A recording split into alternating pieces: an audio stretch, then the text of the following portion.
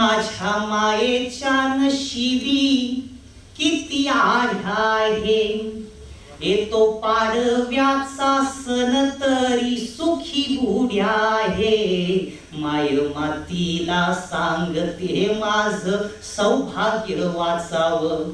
असं सोनं पिकवावं गरिबीनं ग हसावं. हे फुपाट्याचं जगन माती मातीला कळतं.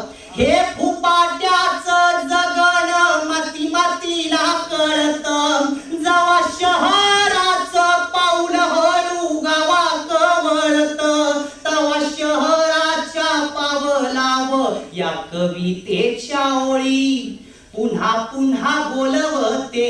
गावाकड माती शहराशी नाळ नाही उजळेली नाही.